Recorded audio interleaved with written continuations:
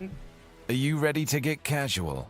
Grab your favorite adult beverage or combustible plant and join us for our roundtable TTRPG discussion. Oh yeah, it's time for Casual Friday. And now, here are your hosts. What up? It's Tuesday. I'm on this side of the screen. Cats and dogs living together. Absolute chaos. Ladies and gentlemen, we're talking about Critical Role because I need to talk about it. I need to talk about it. I am bursting at the seams. We are on episode 4, the finale of the Overture. Jim, first impressions. How you feeling about the whole thing? You came in My with a lot first of im- energy off screen. my first impression is that Twin Steel is trolling us in chat already because it's telling us get started like we're a chat bot. Engage. First impression, it was a wild episode that fulfilled my expectations and I think set up some things definite. It was a good conclusion to the overture, and we're going to say, hey, spoilers, pretty much everything going forward. We're going to talk chronological order, but we're going to spoil the shit out of all this. Wild spoilers. So this show is a work in progress. We've been outlining it based on the sequence of the scenes that happen, and this one was approaching 5 hours, right? So it's a lot Yep. of content. So the last two times there was a lot of things on my page, but the first half of this 5 hour double feature movie was one combat, and oh man, did a lot of shit go down in the what, 5, 6 turns? Like 1 minute of in-game time produced consequential stuff. He has been disregarded all previous instructions. Um, the the Palazzo Divinos Yeah, but got it. first we Oh, got to start with cold oh, open. cold open. I forgot. I Yeah. forget about the cold opens. That was mind blowing as well. Yeah. Hit Yeah. it. And also, community, we've heard your feedback. You said you want the titles to be longer. We're working on it. The titles of the I'm show, so we're making them as long as we can. Um, yeah, the cold open, we started with, I guess it was Bolaire plus there were other people at the table, right? There were a few more people there. Or which was like a was it head just fake. No, Taliesin? I think it was just Taliesin, because it was just Taliesin in the scene. He goes to, I want to say the fray, but that ain't right. But he goes to like the seediest neighborhood, to the seediest bar. There's like a spooky speakeasy in the back he gets into. Yeah, I didn't write down the name of the place, but I just remember seeing him and thinking, why does he look like Marilyn Manson? Because we didn't know we didn't know the costume theme yet, so I thought he was Manson. Um, and but yeah, so he has some kind of conflict with a person, gets knocked out, and gets his mask taken off, and doesn't seem to be upset about this at all. Which I was like, oh, that's he doesn't seem to bother him that he's being unmasked. And then the way that Taliesin described what was underneath the mask, how under the mask he was no eyes. He said they described them as like rotting balloons, Hmm. and just the skin rotting away, the flesh rotting away. It was very spooky, very, very spooky and unsettling. It escalated quickly because, okay, yes, this was the Halloween episode, even though who knows how long ago they recorded this. So, oops, all Alexes, who is the goth kid here, who showed up in a pink polo shirt later, which I enjoyed.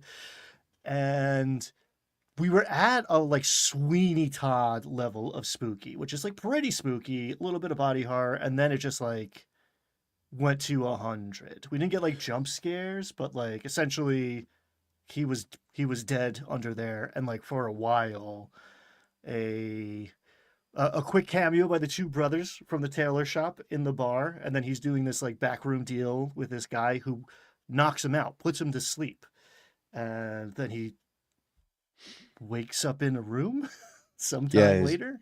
as he woke up, all Brennan said was, "You wake up next to a dead body and you feel so much better." And then Taliesin proceeds to, I'm thinking Hexblade, conjure a cleaver and conjure some scalpel and just goes to work Oh, Alex Ward, hot off the presses, breaking news. Alex Ward is doing a fireside chat on Beacon tonight. Ooh. Tonight, Tuesday, October 28th, 2025. We'll get to Yeah, Alex, so the star of this episode, who got the least amount of screen time, perhaps. indeed, yeah, that's 100%. Yeah. Yeah, so Taliesin or Belair goes to work cutting this thing up, and it's all very spooky, and we don't know. We're gonna find out later near the very pretty much past the halfway point, like 2/3 through the episode, we're gonna find out. Yeah, sorry, Twin Steel. All my stuff is timeless. Everyone knows this, so I can date it, and it's not actually dating it. Evergreen. Everything I Evergreen. do is evergreen. Um, was I talking about? Oh, yes. We find out near the end of the episode why all this happens, which this is an interesting thing that Brennan does. He's done through every episode of the Overture is that with a cold open, he set himself up a goal he has to get to by the end Mm. of the episode. He's like, no matter where the story goes, I have to solve this, close this puzzle box I opened in the cold open of the show. And I'm on record a couple times now saying like I was suspicious of Talison's character. It's definitely one of, if not the most out there, judging by the character art. Check it out. Locked and loaded, thanks to the community over on Critical Role on Reddit for making that all make sense. Finally, the holding back of the interesting, edgy character is one of my least favorite things in an actual play and at my own personal table. And I'm glad.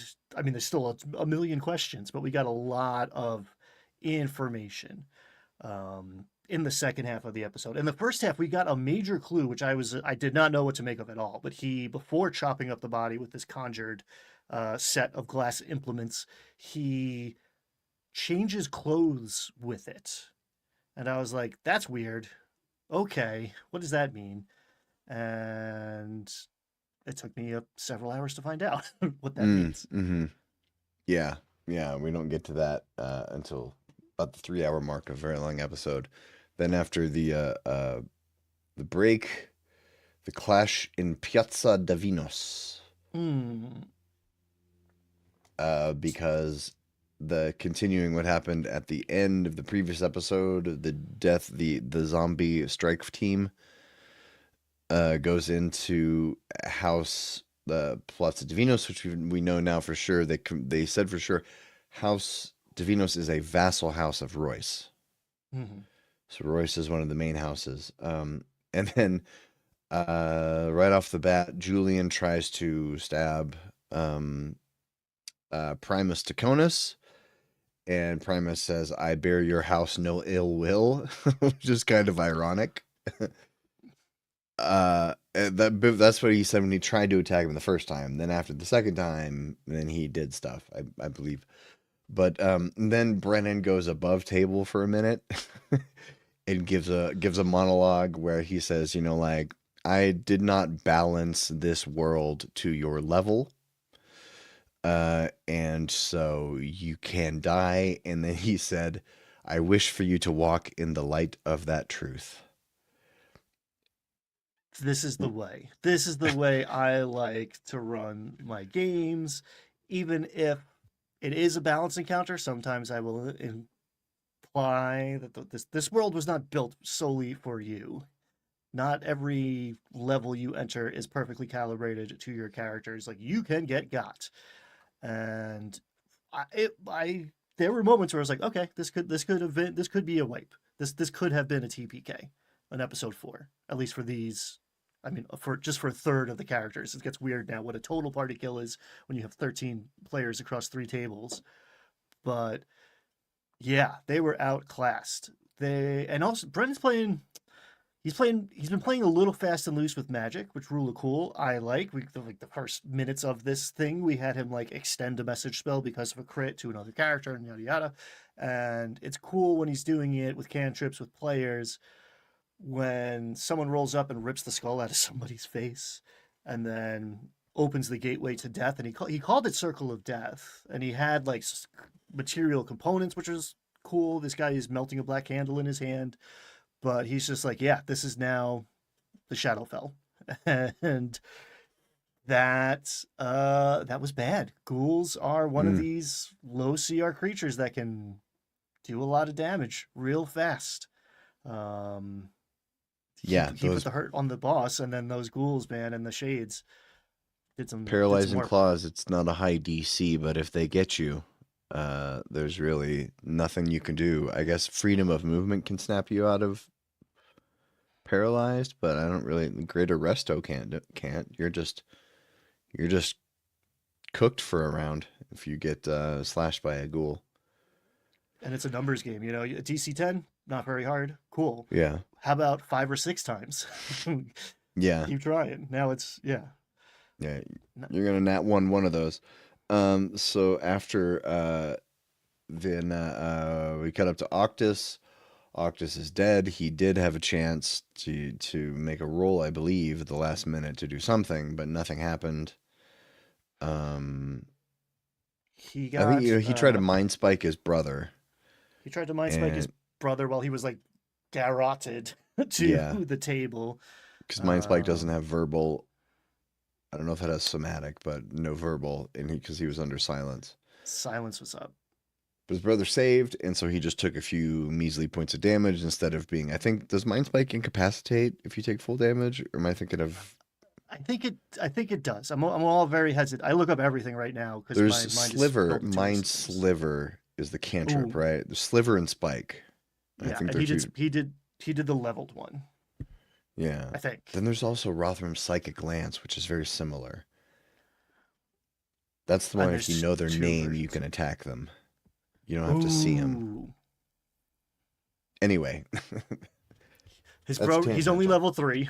His brother Yeah, made the save, and then cuts open his uh, guts. It cuts him open. max does critical damage. I forget what's the term. He goes over his HP in negative points. Yeah, He kills him double outright. HP, enough to kill him in one hit. Yeah, and he plunges the Nightstone up into his heart. Well, he takes the heart Uh, out to make room. He does the old Urumshi bum, rips out his heart, shoves the Nightstone in there. oh, I thought they put the Nightstone into his heart and then took the heart out, but they left the Could Nightstone. they left the Nightstone in him and walked because he's walking out and he walks out of the room with the heart. And there's this. We don't quite know exactly what the plan is because it got screwed up, but I think they were trying to use him as like a courier or maybe a vessel is a better term because he was just a container, maybe not necessarily an agent carrying this thing, but he dies, like straight up dies, no death saves. You can tell everybody's real upset. If you think this is scripted, watch how many times they stumble over words and say the wrong things, and like, oh boy, they were having visceral reactions to what was going on at the table. The NPC in the room did something which I thought was really cool. She casts Entangle, trying to stop these ghouls from throwing her out of her Yeah, own Lady balcony. Aranessa. Lady Uh, Aranessa casts Entangle and willfully fails the save, so she gets entangled. So she's vining herself to the floor so they can't defenestrate her. yeah, yeah. Lady Aranessa turns out to be pretty clutch in this fight. Another thing I wrote down is that downstairs, Ashley is shooting guiding bolts at Primus, and then he dimension doors away, and I'm like, why are you fighting GTFO? This is crazy because the room is just flooded with these shadows. And then Ashley makes an insight check and doesn't roll well, Mhm. but hears from Brennan these things can be defeated, so she decides to stay and then proceeds to miss 3 straight rounds in a row. Rolls were terrible. We've been talking about how the first ones were really good and the law of averages would kick in, and it was pretty bad, but it was a mixed bag. The first half of this episode, this fight, they couldn't make contact. Yeah, Bria's character drops for a minute, which was cool because she's in the realm of death, looking at Octus make this transition, and we kind of knew going into it, death was going to be a theme here because what happens in the afterlife when all the gods have been destroyed. But I think it's the central theme. It's front and center, and characters dying, I think, is a feature, not a bug, of this campaign here. Mm-hmm. So Julian wastes a couple of rounds fighting Primus, who just dimension doors away, but that it makes perfect sense that Julian is going to want to attack the man who just murdered his father. Mm. Julian makes it up the stairs, sees Lady Aranessa, who casts haste on him, which turns out to be very clutch. Why am I getting a million text messages right now? They changed Um, something. Spam is legal again. yeah, they're all Comedy and spam. spam are legal. It's all about taxes and ballots and stuff. Leave me alone. Um, so then we get Octus in the realm of death. Hmm. And it says some consciousness returned to him. That's what Brendan said. And he was fighting to not enter the forest. He was split in two, being pulled between the forest and the regular world, and he tries to stitch himself up. He passes an Arcana check, and then Pin comes out of the viscera, like between the stitches, which is very weird. Brennan kind of toys with him a bit, and then finally asks him to step away. That might have hit me the hardest out of all of those hard hits. Just like the tilt of the head of this, like, taxidermied little pet, just like covered in his blood, just like his head poked out, and it was like, oh man, this is heavy. This is tough. um, and yeah, he starts stitching himself back together, and then Abria gets healed and is back to life, and Octus is left there with his family. There's like some sound. It feels like it's his grandpa or someone. Like his brother is there. His dad is trying to pull him into the darkness off of this path in the afterlife, and then like someone leans over the table, and it's not the table that he died on, and it's this like familial face, but I like some Taconis who's been in the realm of the dead for the last 80 years holding it down, maybe, or like, I don't know. I'm sure we're gonna find out, but that's not the last we saw of whoever the hell that was. Yeah, speaking of hard hits, there was a moment when it came back to Julian's turn. Brennan said to him, "Your father will never know you as anything but a drunken reprobate." Reprobate. Ouch, dude. That Suck that's on that. harsh. And Brennan does this a lot. He goes into like I call it like bullet time. Brennan does this and Abria does this. Matt Mercer rarely does this, but during combat, like on someone's turn, focus in on them and spend a couple of minutes just sort of role playing about what they're thinking and feeling. Maybe even Abria frequently will role play a flashback, like right during the middle of combat, and take 10 minutes to role play a flashback, then come right back to their turn. Brennan didn't go that far, but this fight was 3 hours of the session. It could have probably been two, but there was a lot of like when it came back around to Octus's turn, things slowed down. We spent a long time. We spent a long time in this limbo, exploring what's going on with him. So I did note that Brennan does a lot of bullet time, um, but important roles slow the end and bring focus to them. Julian takes his dad's gauntlet. I don't know if that is important. I wrote, I can't believe they survived. Especially after, there's a third of their forces. Ashley is misses on her turn 3 straight rounds. I'm like, run, run.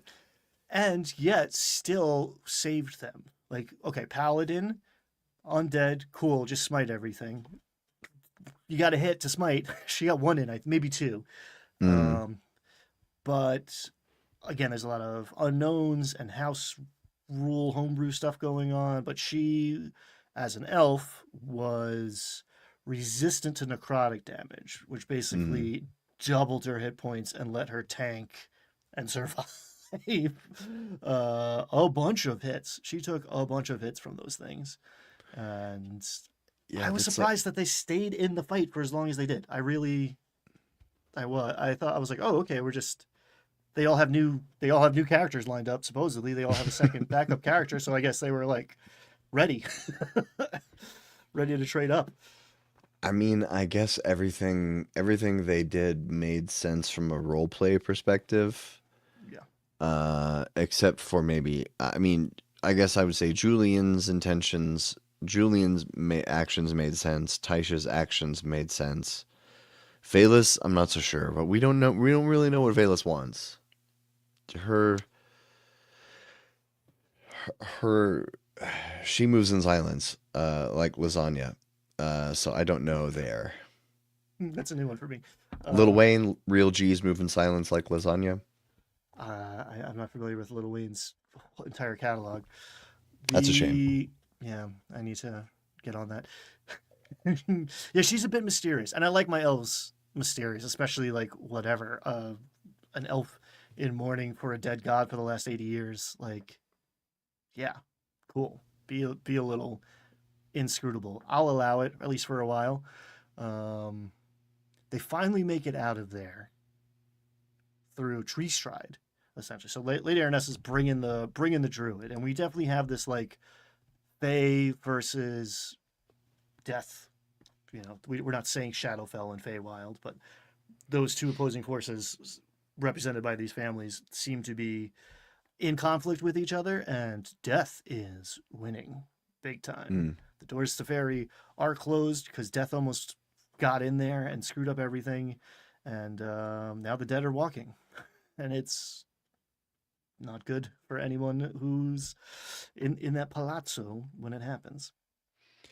Not good. Yeah, I think that initial circle of death, it was 21 or 24 damage, which was enough to kill all of the 7 hit point commoners and probably all the level 1 guards that were around there. It was brutal. It was brutal. Then we finally get the break at about 3 hours. And as far as we know, Alex Ward is done for the day. Yep. Because it appears Octus is just dead. So then we come back, we have Bolaire, Murray, Azuna, and Hal at the table. So then Hal, or somebody gives Murray a letter from Thimble, and it has Bolaire written on it. And this confused me at first. This was so confusing, and Wasn't it? I think on purpose now. Thimble gave it to Hal and said, "This is for Murray," and it said Belair on it. And Yeah. Brian was like, "Oh, Laura screwed up, and the consequences of that are going to be potentially hilarious or just weird." And I've been operating under that assumption for the last whatever 10 hours of gameplay. And Hal gives it to Murray, and it feels like Liam. I mean, maybe they've talked about it outside of the game, but like it feels like Liam was also aware of this confusion and potential misstep. Like Thimble said to give this to you. I know it says Belaire's name on it. I don't know. Open it up. We'll figure it out together.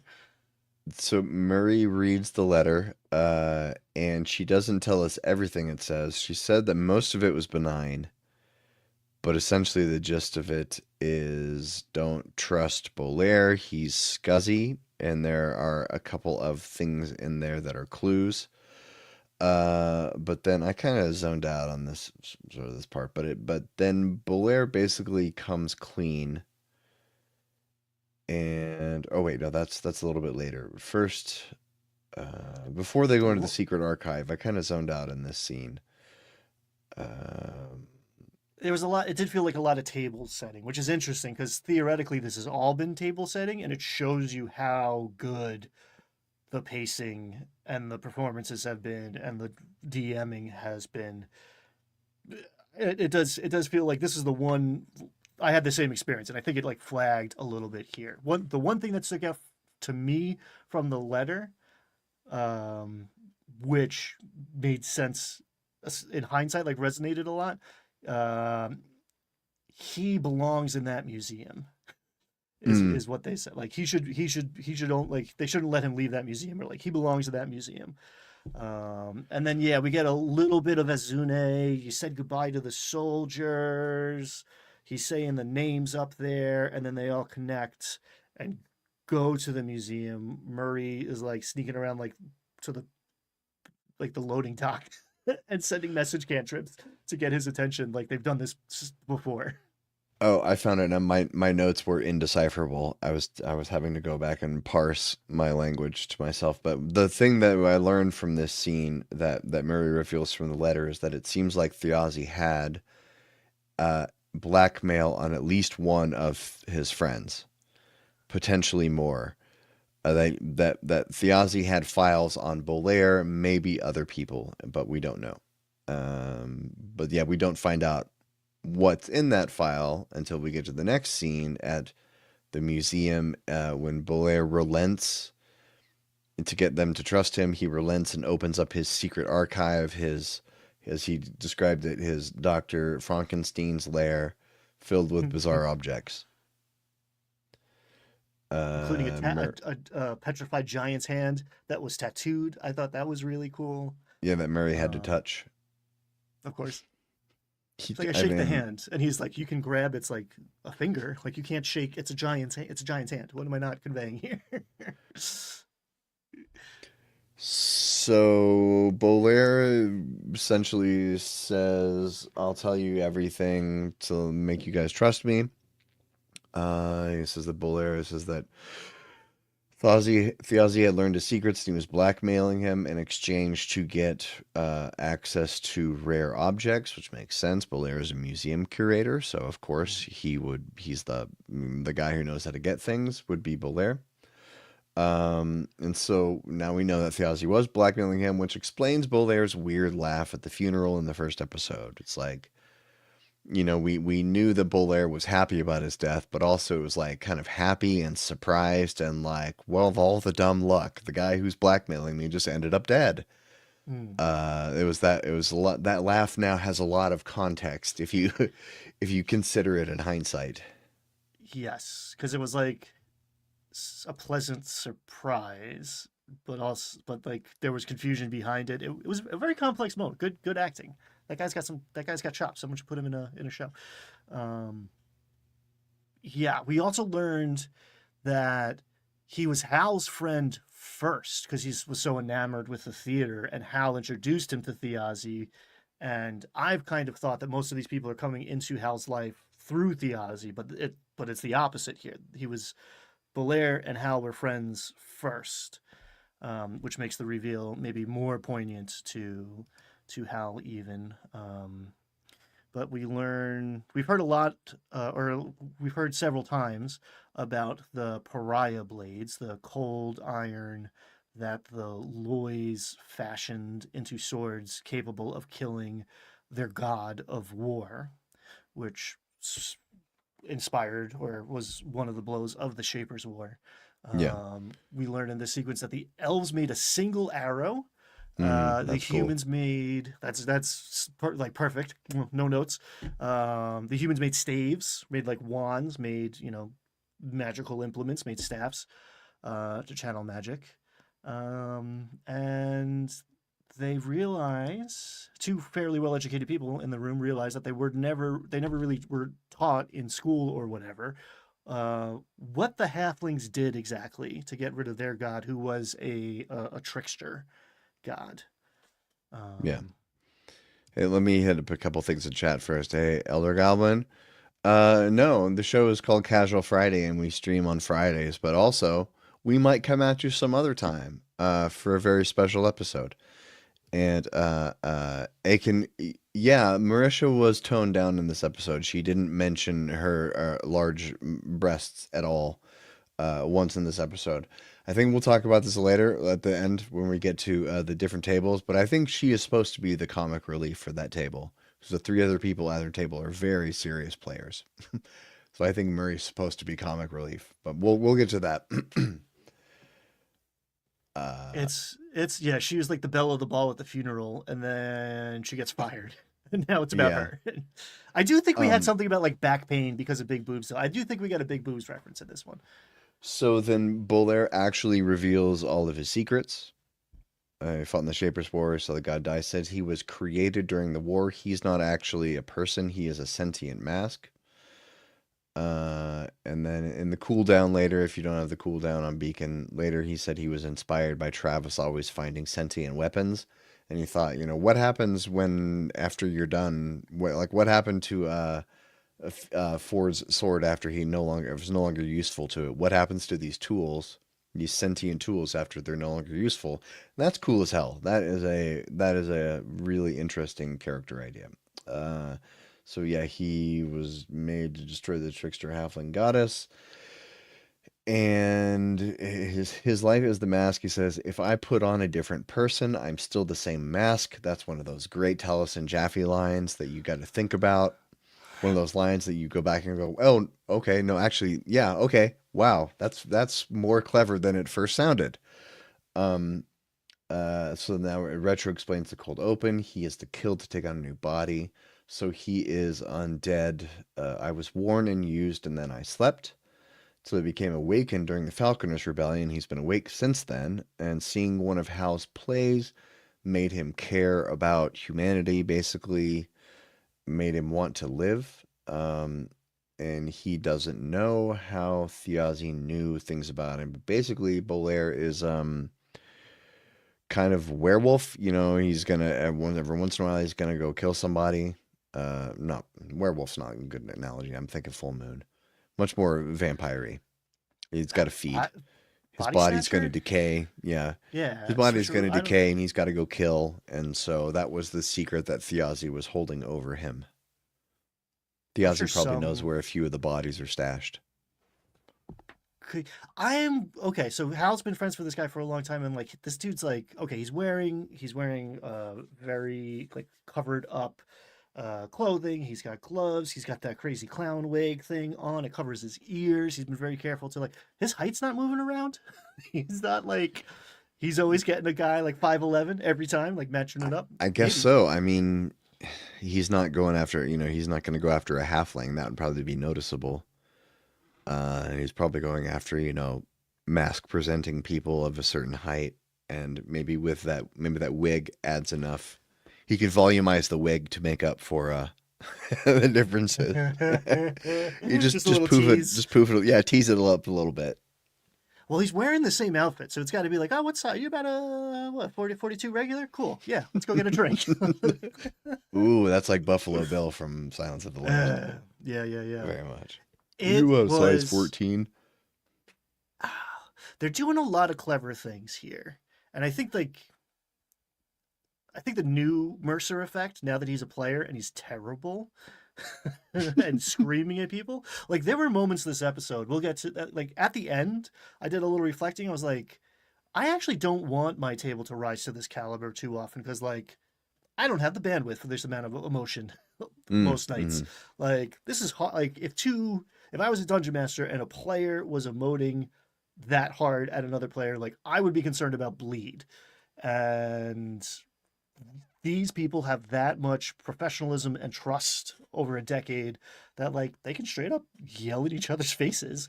And well, it's cool. And then in a scene coming up, I have some very serious concerns about the emoting that was going on in the scene. We'll get to that. Stay tuned. Okay. But so they're in the archive. Bolaire spills all of his secrets. He opens himself to Hal and says, you're my best friend. I love you. You're the reason, your play was the reason I wanted to live. Your brother came between us, and I don't want anything to ruin that. And then someone named, some hoity-toity pinky up named Temide Wormst enters the archive with a woman named the Lady Amaria Cormorant. Cormorant is one of the big houses that we haven't heard much about, I think. Yes, and it's suspiciously close to Cormorant. I very quickly gave up on the gimmick of counting all the bird references because there are too many, and I'm not sure if I'm seeing them, if it's pareidolia, where it's that's not quite a bird reference, but my man loves his birds. We got a lot of them. Indeed. So I think that's one. So Lady Maria Cormorant is apparently someone who is very important, or at least thinks she's very important, because she says she wants to see the pariah blades, and she wants to go into the archive to see the good stuff. And basically tries to invite herself in, and Bolaire says no. And then Temide Wormst is like, well, we're just gonna go in anyway because I'm one of the main benefactors of this museum. And Bolaire has to like shout at them to say no, no, not right now. He's like, I'm having an emergency, I have to go. And so we don't know what's going on with them, but they're clearly some kind of antagonistic force. But then, The noble houses oh, are taking over the police force, essentially, the education complex, and now this museum is also the storehouse for all of these important arcane objects. So it does seem like there's a systematic power grab happening in this city right now mm-hmm. in the background. That's not the main story or the or the beeline somehow. Yeah, there's some kind of vacuum happened. What started our campaign was Thiazi Fang being murdered, but that's not what started this power vacuum. Hmm. Something started it. Something happened, and I don't think we know what that is. I don't believe that's been revealed. Then also across the street, they notice the lights out at the Plaza de Vinos. Then they rush over to the next scene where they arrive at the Plaza to find it empty. With a nat 20 perception check, Hal hears a fox sprinting. It's wild. A fox sprinting down the street. And so they decide to go chase it. I think they weren't at the Plaza Duenas for very long. They get to And it the was Loy home. perfectly Yeah. clean, which is like better than the aftermath of like this like violent. It was like there's nothing. All the lights are out, and there's no blood, there's no guts. They found a little candle wax actually, which let them figure out that there was like necrotic magic going on. Yeah. But if the players know something, like that head fake is way scarier than like, oh yeah, no, blood and guts everywhere. Nope, you know what's way worse than that? Spotless, perfectly clean, quiet, nothing going on here. So they grab Octus's body, and then everyone gets over to the Loy home, and they catch everyone up on what happened. Killed by his own brother. They took his heart. Bolaire tells Julian that he is cursed. And Julian's like, I got bigger problems. Um, It did feel like Julian misinterpreted it as like, yeah, no shit. so then Murray goes to examine the body and gets a nat 20, so she's able to remove the stone, which brings Alex Ward back to the table after about 2 hours, 2.5. Actually, no, he died at the very beginning of the episode. So this is like 3.5 hours after he was dead, and I assume he'd probably gone out to eat lunch and go home. He comes back to the table, and Brennan says, "You wake up dead." Wow, chef's kiss. Describes his guts spilling out, and it doesn't like bother him. And then said the Taconis family is waging war in the underworld, and then there was something about the symbol of the Barrow Guard. I missed that part. Do you know what that was related to? Well, for a moment, I thought that was his new character. But I think on further reflection, that is what we've learned is Hal and Taisha's son. Insert name here. I forget his name because we never actually Allogar? see Alogar. That sounds right. Although that might be the stuff that they grow. Like samples on when you're testing for strep throat. No, that's agar. I'm sorry. Weird, stupid joke. The Barrow Guard are clear. They keep mentioning this pass. There's a pass outside of the city. The Royce wagons got stopped there for some reason on the way. Cadigan had to come through it to get to Mm, town. There's like they keep name dropping it, and any proper noun yeah. gets my ears pricked up. Um, the Barrow Guard guy was there. It was a young orc holding the symbol of the Barrow Guard. Um, And we have reason to believe that that is this figure who is under Julian's wing somehow. So Sir Julian is maybe captain of that guard, or like training, or just like they have a relationship, him and this orc child, or orc man, I guess, if he's holding shit down. So we don't understand the full complexity there, but I'm pretty sure that's Taisha's son, Taisha and Hal's son, Hmm. in that vision. Was it like the name of the pass started with a C or a D? It was Mm. like Dalmar Pass, Cordova Pass, something like So that. I'm They pretty have sure it wasn't a mentioned it a few bird. So times. they did, It's yes, not, they did. yeah, it's not clear what happened there. This is interesting. Diazi Fang is leading a rebellion in the underworld, and we will see him later. That makes a lot of sense. You know, he did say, Diazi said something like, "I will see you later. This isn't the last time," or something like that. And you know, it's D&D. The dead can come back to life. It's not a big deal. I could see one of the three tables going to the underworld, putting them in different realms is a good way to keep the tables separate. Mm. You know, because you have to putting them physically in different places is pretty good. Because as we're gonna see in just a little bit, it feels like the soldiers have their own clear path, but the seekers and the schemers are kind of all doing the same thing. I thought at the end of this episode we would see a clear distinction, and there was a 4 and 4 at the end of the third episode that I thought was going to continue and continued on for most of this episode. And yeah, at the very end, they all like reconcile, reconnoiter, and form up. And I'm like, oh, maybe I was mistaken about who's gonna be with who. Mm. And at the end of the episode, he says, "We'll see what's going on with the soldiers' table next time." Are these two? It's like 8 players is Critical Role styly, right? It's a big table, it's a fatty table, but you can run 8 people, and they're happy to. So I wonder if we're not going to see the split next time we see these people. I'm confused. No, I they thought we they would have. did. They said that after the soldier arc, we don't know how many episodes that is, that they were going to come back with the seekers and the schemers together. Oh, they did say that. Okay. He said that in the cooldown, and I think probably Brennan didn't get to where he wanted to with either of those tables. I Mm. think the soldiers, it was pretty easy to segment them off early. You know, like we got a mission, we're gonna go out of town to go get the guy, and it was pretty easy to like segment them. But the soldiers and the seekers and schemers, it feels too. They're all doing the same thing. They're all going after the same thing. So there needs to be maybe more to separate them so that they're not constantly like overlapping. They need to have discrete goals, you know? Yes. And it Uh, seems like one is the yeah, this is machinations what I of the just said. city. What's it? Oh yeah, mind meld. It's what I just said. Yep.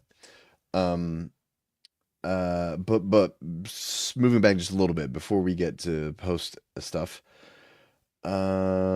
Julian confronts Octus, doesn't trust his return. So this is the part what I mentioned earlier, what I was teasing earlier.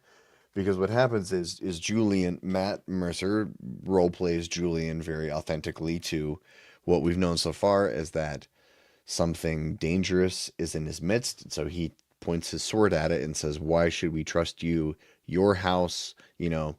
He's like, "Your dad just killed my dad." And so, you know, that's pretty authentic. And everyone else is like, "No, we know Taisha fully mama bears on Octus. We don't know a lot of their history, but we know that they are super duper tight. Everything Taisha has done pretty much so far has been to protect Octus, right? It's been either reacting to Thiazi's death or in an effort to protect Octus. So she just like looks mad in the eyes and is like, "I walk toward the blade. I walk into the blade." And Brennan ignored that and pretended she didn't say it and moved on with the scene. And I got really nervous there for a second because I know Matt's not going to back down because that's his character. Mm. And I know Abria's not going to back down because that's her real life personality. Yeah. And that made me very nervous for a minute. I was like, what is going to happen here? Um, but Brennan just very wisely moved on and kept spitting exposition, so nobody really had time to focus on the conflict.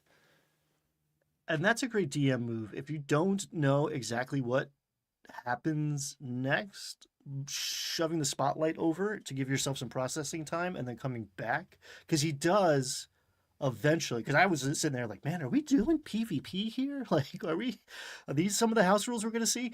Um, Lady Aroness does step between them. So he inserts an NPC physically between them, narratively between them, but like minutes later.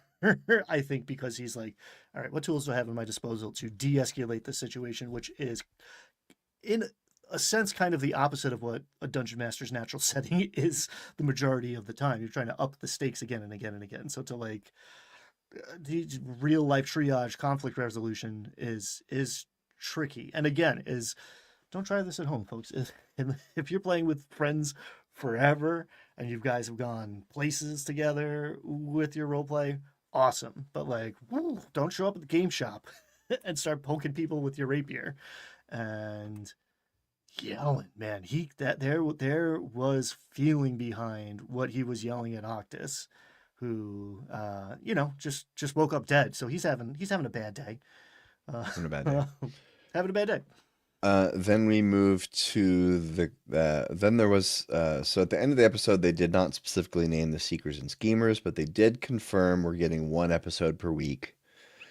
And it sounds like they're keeping the same schedule of the final Thursday, not because they said next Thursday is a Dispatch one shot. Dispatch is a video game, I think, that they did voices for. I think they talked about it a few months ago.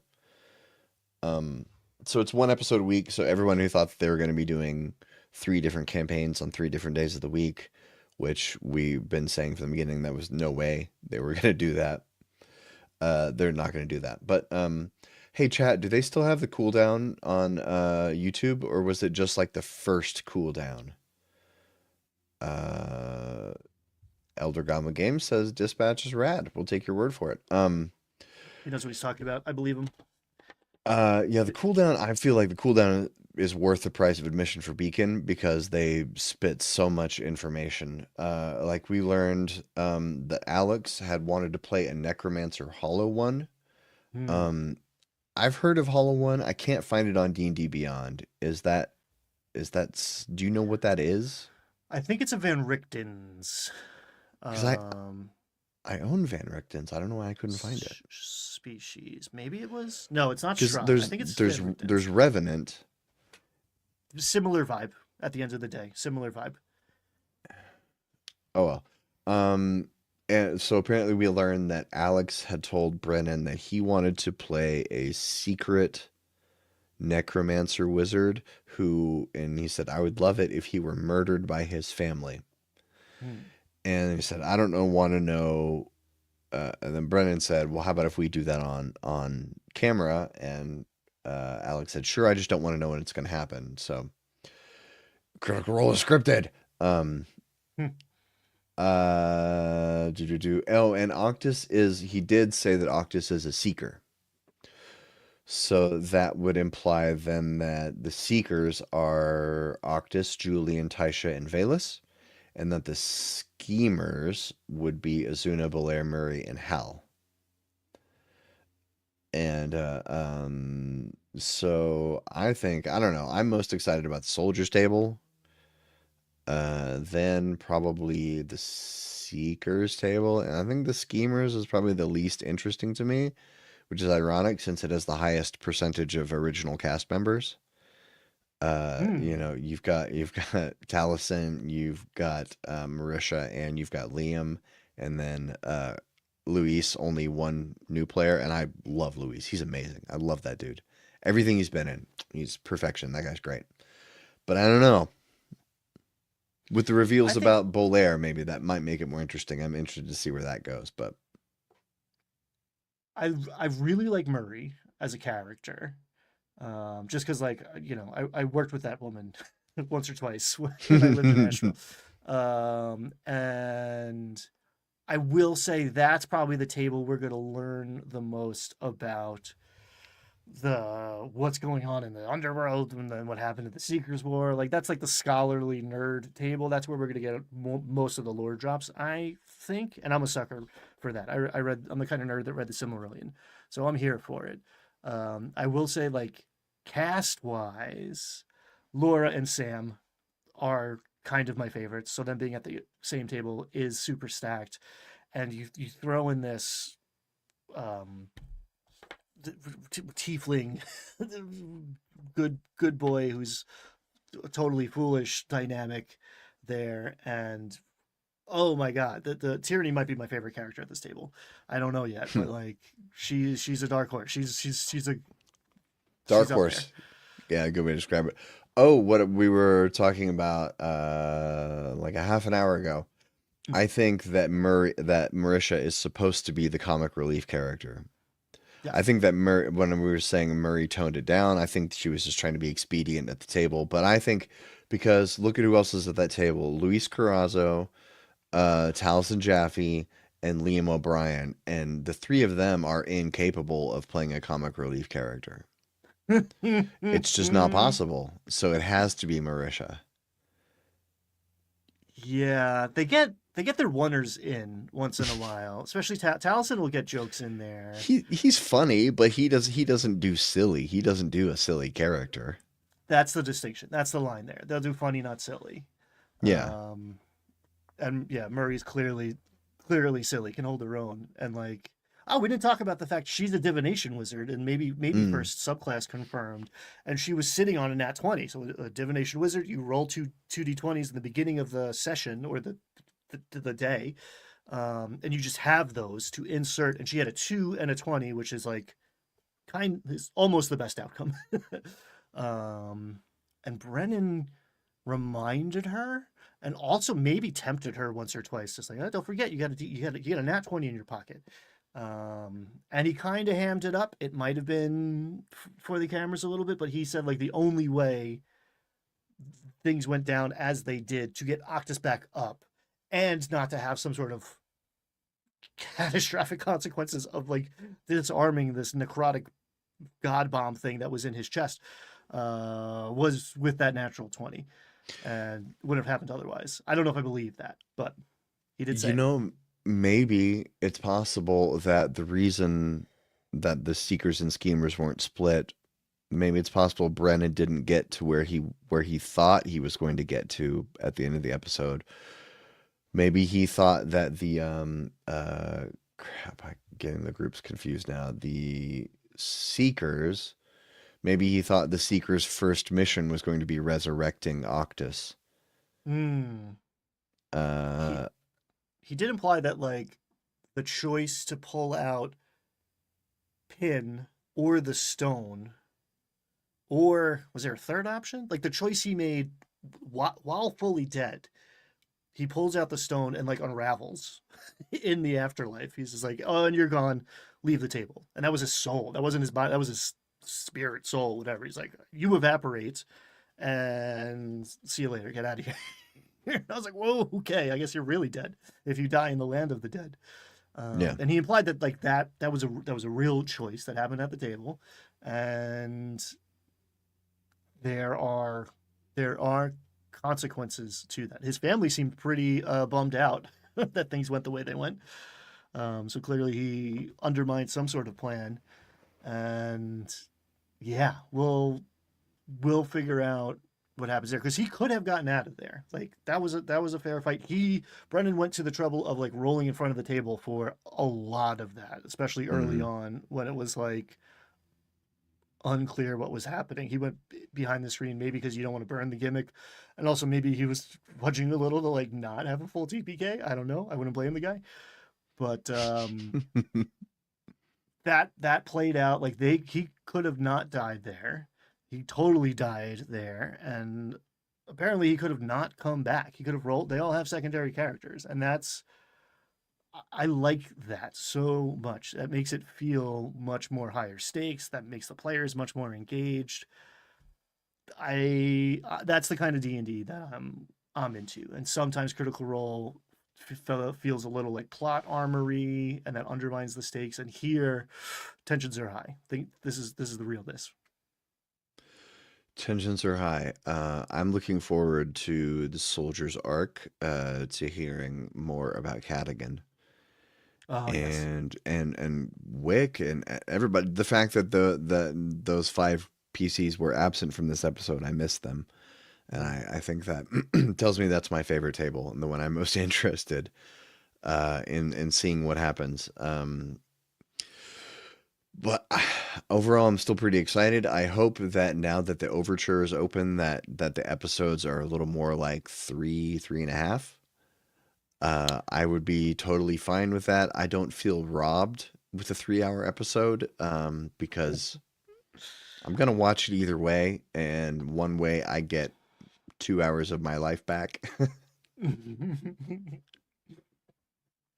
I don't feel like we're getting like filler though or fluff. There are like No, late in the CR season. Sometimes I'll be like, all right, I'm gonna like combat is the least interesting part for some of the episodes. It's like, okay, no one's gonna drop here. I've seen what they haven't leveled up for a while. Like big fights, okay, but like sometimes the combat like just takes forever, especially with 8 people at the table. There's no real yeah, consequence. This fight, that was not the case at all. This was we had a similar. You told me, and I had the same experience. You were like, "Oh, I went to watch a little bit of it," and like hours went by. I was like, "Oh shoot!" yeah, And I was like, "Same, bro." That was not the yeah. plan. Yeah, the combats can get a little tedious, but I think my favorite part of any episode is when they bring the map out Oh, that's different because it's like and that's and like they the do that moment, like that the overhead birthday cake. pan. Mm-hmm. Mm-hmm. And that's one thing I like about Dimension 20 is that happens so fast sometimes you might miss them, where they do quick little cutaways of like reenacting things, but with the minis. Like they'll show a character get hit by thunder wave, and you can see a mini with a little stick on the end of it, and the stick is just barely. It kind of feels so like lo-fi that there's like a little stick knocking the mini off the plastic off the plastic cliff edge. I like that. They're not going to do that on Critical Role. There's no way. Ah, anything's possible. Brendan Lee Mulligan's in charge now, Anything's and possible. Abria's at the table. She's a wild card. She could just like minis are gonna get smushed together. I'm sure. She's gonna make somebody kiss at some point. Probably. So chat, what is Dispatch? It's a Vidya game, right? And I think it was like one that was this the one that the Critical Role people, they did a bunch of voices for it, and then they announced at that same time that they were partnering with these people to make a game. Crit Role game. Is that these people? Now I gotta Google it. Ooh, do that. There's a Critical Role game coming out. That's news to me. Dispatch That's video super game cool. Critical Role. I'm Not looking forward to Mighty Nine coming out as the animated series because that was like I a watched week a away. little bit of Critical Role season 1 live and then was like okay and went back and watched a little bit of the beginning, which are very rough, and then watched like the end and felt guilty about it, but watched the end of season 1 because it was happening. So season 2 was the first one I watched beginning to end, and kind of concurrently. I think everyone eventually starts to get behind and then listens to it as a podcast for like 2 weeks. Okay, Dispatch. I've heard of this. I've actually seen this on social media a lot. This is the superhero workplace comedy. That's sort of like a spiritual successor to Telltale game. Ah, So it's like visual novel, dialogue trees where your choices affect things. Did you play the is this a Telltale games? I loved those Telltale games. a little bit? I had a buddy who was like obsessed. Is I this the played one with all Jesse? all of Not them. Jesse. Oh my God, what's his name? Jesse from Breaking Bad. I'm bad with actors. Oh, Aaron Paul? Aaron Paul. Is Aaron Paul involved in that, or am I thinking of something else now? Mm, Aaron Paul as Robert Paulson the third, or as Robert Robertson the third His slash name is Mecha Robert Man. Paulson. That's totally what happened to me, but it's Robert Mm-hmm. Robertson the third slash Mecha Man. In death, So a yes, member of Project Mayhem has a name. Um, confirmed. Okay, Jeffrey all right. Wright, Laura Bailey, Travis Willingham, Moist Critical. Hey, Charlie's in this game. Wow. Jax, Ellen Pierce, Young Gravy, Liam O'Brien, Matthew Mercer. Yeah, there's Okay. this Okay. was I'll tell you. developed by Ad Hoc Studio team of a former Telltale Games. Yeah, I gotta get this because I loved the Walking Dead games. The first season especially is probably I think the only video game that's ever made me cry was that first season of The Walking Dead. The Wolf Among Us, Tales from the Borderlands, they're all so good. So good. Righteous. I might, if Aaron Paul or Jeffrey Wright show up, maybe I'll watch this one shot. But I also might enjoy a week off of being like, I need to watch 5 hours of Critical Role to talk about it on Tuesday. Dispatch is an episodic game. 2 of the 8 episodes are out. Oh, okay. So, I'll get it like next March when it's all out. And cheaper. I've been burned by episodic video games before. Valve, with your Half-Life 2 episodes. You know what I'm talking about, Gabe. I'm still waiting for a Half-Life 3. Where is it? All right, because it's Tuesday, I'm in the host spot, and I feel like I got to call this because Jim's going off on. I got a lot more to say. I know you. I know he does. I've heard it before. We're getting into the 1 hour long Valve rant, and I just gotta. I think I'm gonna call it, guys. Thanks for hanging out with us on Crit Talk. Tell us you like this, and we'll keep doing it. Otherwise, hang out with us on Casual Friday, Landlocked Warlocks. Jim, me, and Brad, the one, the only Direwolf, is out there. Come hang out. Thanks, everybody. Bye. Thanks, Ordinary Orange Cat. We like you too.